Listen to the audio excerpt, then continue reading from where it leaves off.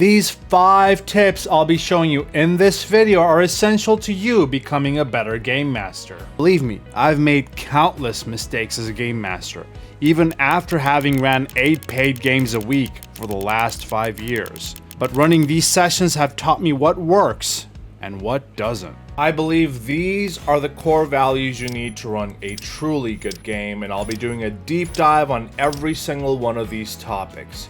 So stick around and like and subscribe if you like this sort of content. Let's get started. Tip number 1, never break immersion. Your players are here to roleplay, although some may not know this yet. Players enjoy being immersed in the world and talking in character. I've had players discuss their characters' desires, fears, and their deepest, darkest secrets, and then I've ruined it with a badly timed joke. One of your goals as a game master is to present and bring them to a world that for all intents and purposes is not reality. And breaking immersion is the #1 thing I've noticed consistently in all my sessions that has the players give you this look.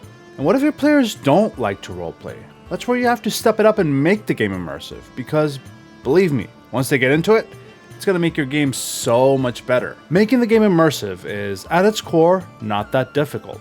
Just roleplay in character when there's an NPC. If there's no NPC around, add some scene descriptions or environmental details. And if they're roleplaying amongst themselves, let them talk. Don't interrupt because you aren't there in character. And finally, an out-of-character joke is fine every once in a while. Don't take this too seriously. It is a game after all. It's just a game, bro. But timing is key. And when in doubt, don't do it. Don't do it. Tip number 2, have a good personality. This tip is pretty difficult to implement and probably sounds obvious to some of you, but it's going to be one of the most important aspects of running good games, and some people just need to hear this. Tabletop games are a social game at its very core. If you are struggling with being able to talk to people or are finding it difficult to address multiple people at the same time, it's going to make running games way more challenging, no matter how experienced you are. I used to be a very introverted, awkward kid, and it took me a while to come out of my shell, so I do get it. I know being social is a difficult thing to do, and it's not going to be fixed just with me telling you what to do here in this video. After all, changing yourself is a lifelong ordeal.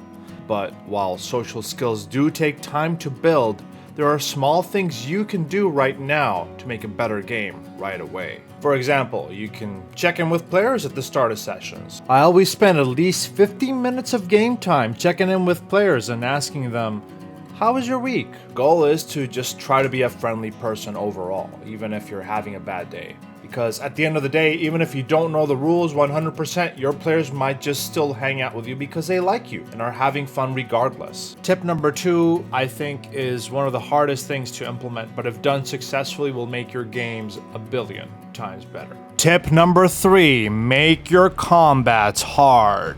The #1 feedback that I've gotten, the things that players have most liked since I started doing this 5 years ago, has consistently and repeatedly been that they've loved when I've thrown a tough and challenging combat at them that they've emerged victorious from. Keywords to note here though is emerge victorious. You don't want to TPK them. Making a fair fight can be notoriously difficult, especially in D&D, as encounter balance isn't easy to do there. Even in Pathfinder 2e, where encounter balance can be easier to gauge, it's still going to be a fine line between a difficult, fair, and fun battle and utterly decimating the player characters. Challenging battles are something that if you pull off correctly will have your players coming back week after week excited for more. Definitely lean into harder fights if you have an option between easy or hard. However, keep in mind that not every battle has to be challenging. A curb stomp against enemies can also be fun every once in a while. So, if you as a game master are having consistently easy battles all the time, maybe you should talk to your players and see if they want a bit more of a challenge. Your rulings should be fun and fair. This particular tip becomes easier to implement as you get more experienced. If someone asks you to do something mid-battle that sounds fun, but isn't exactly within the rules, try to accommodate them as much as possible instead of saying no or there's no rule for this. This sounds like common sense, but a lot of game masters shut this down more often than you think, and newer players especially suffer because of this. Someone is told that TTRPG is a place where you can exercise your imagination, so don't stifle them.